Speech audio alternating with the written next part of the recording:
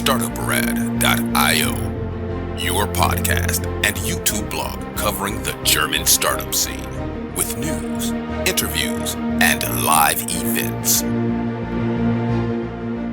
Hello and welcome everybody. Welcome back to the second part of How to Build a Startup Hub, again in cooperation with Deep Ecosystems. And I would like to welcome Thomas Kösters here with me. Hey, how you doing? Hi, how you doing? I'm doing great, thank you. Thank you for being back. Last time we talked about the Boulder hypothesis, how it is imagined startup hubs work. We've seen the hidden gem of Odense in Denmark, how it worked for them. And now we'll get a little bit closer to home in your example of your home city of Munich, right? Yes, I am from Munich and I'm also back in Munich. I have spent a bit of time away. So I've been 5 years in Italy and have worked a lot with the Southern European and the Eastern European ecosystem. But since 2 years, I'm back again in Munich. And I see there's a lot of things have changed. So Munich has evolved a lot over the time. When I started, it was basically everyone was always ashamed. We are not as good as Berlin. Our ecosystem is so small. We're not top notch. Now what can we do? And everything was quite dim and dark. And now when I came back, I saw that Munich had 4 unicorns or even 5, I think, and is one of the fastest growing startup hubs in Europe. So things have changed. Mm-hmm. Can you tell us how they changed?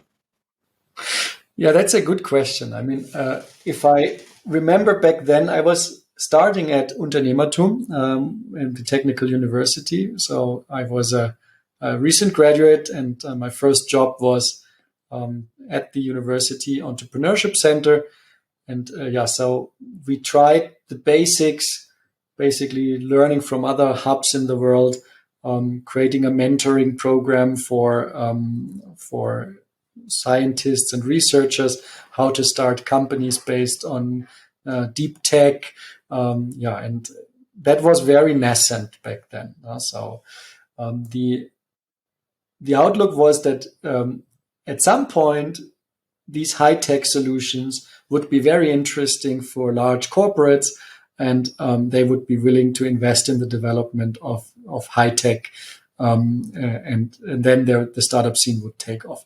But back then, that was not the case. Now, there was maybe some hackathons, there was maybe some meetups, but the corporates didn't really invest. They didn't have corporate venture funds.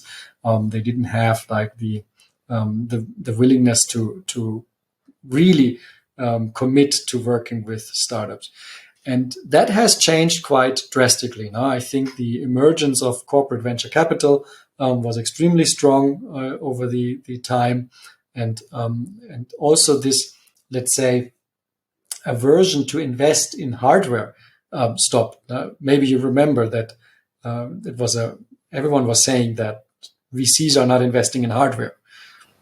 Exactly. I remember. And hardware is important because there are a lot of interesting companies in Munich headquartered, for example, the insurance giant Allianz, BMW. We'll get back to that soon. Munich Re, the reinsurance giant Siemens and Siemens Energy, as well as MTU. Think about like really big engines, talk about cruise ship size and something like that. Exactly. Don't forget the automotive industry, BMW, being in Munich and many others as well in the vicinity, Audi and Ingolstadt. And they have also been popping up already back then. They had events, and they were there, but their behavior changed quite a lot. From in the beginning, maybe more exploration, learning, marketing, then to growing their venture capital arms and investing in pilots with startups. And that helped a lot these hardware startups, because at the Technical University in Munich, most of these startups, they are hardware-based. So most is maybe wrong, but there's a lot of hardware-based ones. I remember a company called ProGlove that is a a glove that is basically has haptic sensors on it. We linked the interview down here in the show notes. We have, I do believe, back from 2018 that we did when they've been with the German accelerator in New York, and watch the video because in the background there is One World Trade Center. Fantastic. Yes. So, I mean, you see, you talk to them, they have become big, they have succeeded. And when I first met them in the technical university, that was just an idea. It took them very long to get like the support from clients and pilot customers, etc. And now their company is growing and they are successful. But it took very long because it's hardware, it's not software, it's not scalable in that sense. So it took a bit of time. And Munich has, I think, solved that riddle. That was something that other ecosystems that were successful before, especially I would say London and Berlin, didn't focus on. They focused a lot on the very scalable software companies, a lot of fintech. These are all fields that Munich is not so famous for. No, there's not a huge fintech scene in Munich. There's some, but also more on the technical side, more like the back end, this infrastructure that banks can use that we have in Munich. But the main sectors that are interesting here are the manufacturing, the AI and data, really the hardcore engineering, biotech, life sciences. These are really, really interesting sectors in Munich. So that I think was hard to solve. No? So to find the path how to grow startups in these sectors, there was not such a clear path from other ecosystems that you could copy. No? But Munich managed, and they reap the benefits of their hard work. And after 10 years now, you see like the emergence of a very, very competitive global ecosystem here in Munich. And as I said, how did it start? It started all with the idea of individuals. Now, one we highlighted the last time already, Helmut Schönenberger, who was a PhD student and came up with the idea to create an entrepreneurship center in Munich. That's an entrepreneur, but also others like the founder of Bits and Pretzels. It's a very successful conference, international conference for startups in Munich that helps to bring the international connection to the ecosystem. It's also a startup founder. I think they did something really, really smart. They basically put a startup conference during the time of Oktoberfest. Yes, it happens during Oktoberfest. That's, of course, very attractive.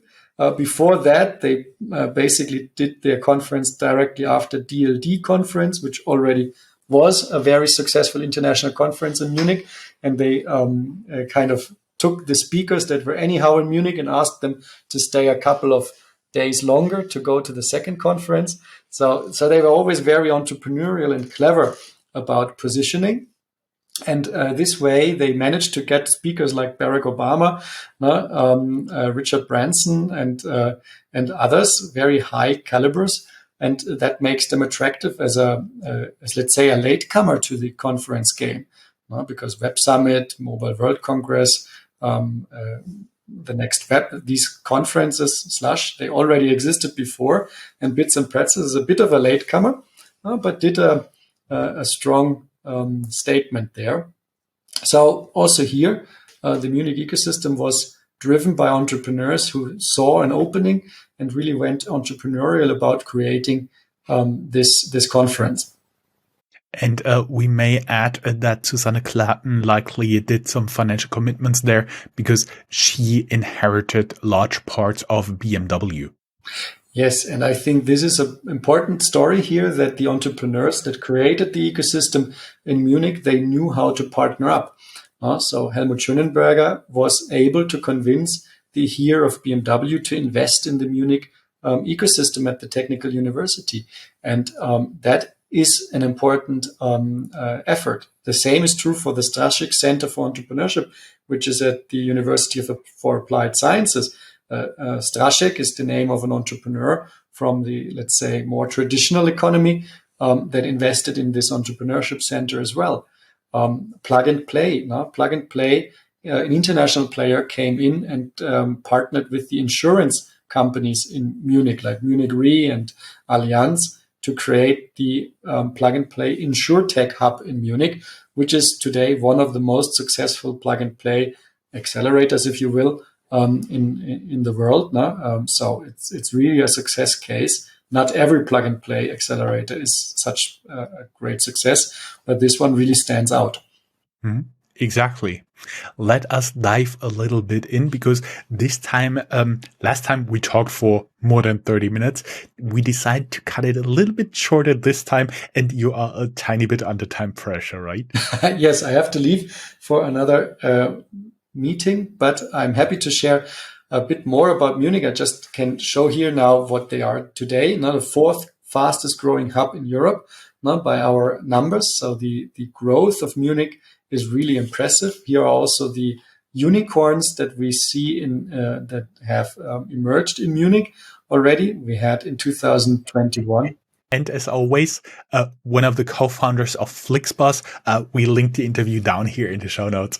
That's very good. I know you know them all and you have interviewed them all. So that's great. I think Personio, Agile Robots, and Scalable Capital are the latest additions to the mix. So yeah, Munich is really an interesting hub. And if you want to create a mini Munich and say, like, how can I create something similar in my hometown, in my region, then I think what you can learn from Munich is that they've created a strong narrative about combining corporate leadership with high-tech innovation. So they really said here, this high-tech innovation from the university is the beacon of success for corporates in the future. So they must invest. That definitely wasn't the case in other ecosystems. So they ventured out and really made that happen in Munich. They managed to bring industrialists like Susanne Klatten or Wellington Capital or Burda or entrepreneurs like Felix Haas into the mix. So they convinced people to invest in that new emerging ecosystem that was more techy, that was more hardware-based than others. And these leaders stood up and said, yes, that's exactly what we want.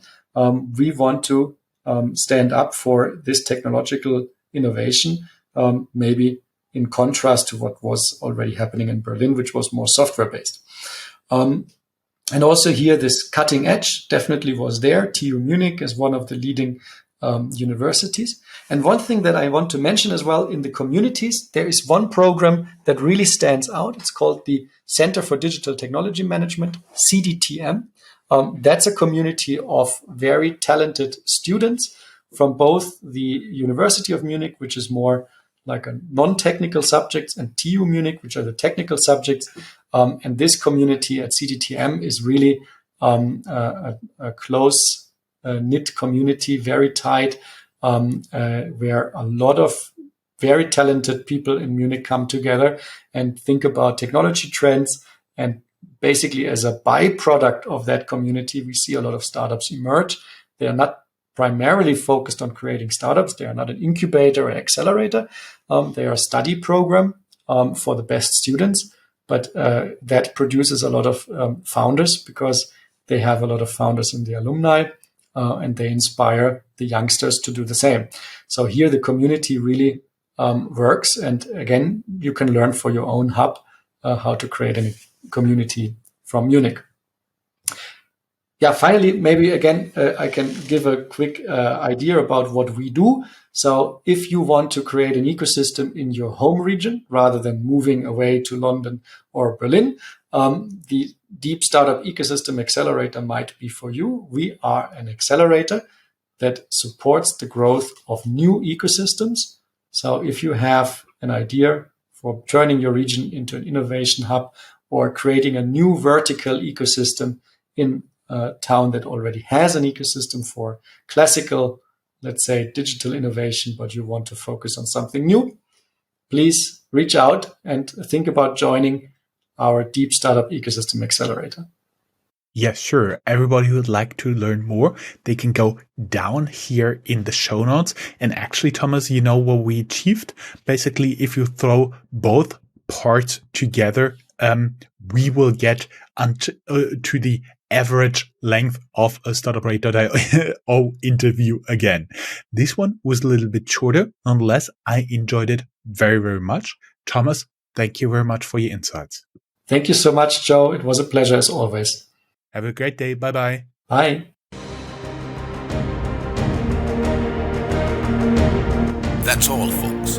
Find more news, streams, events, and interviews at www.startuprad.io.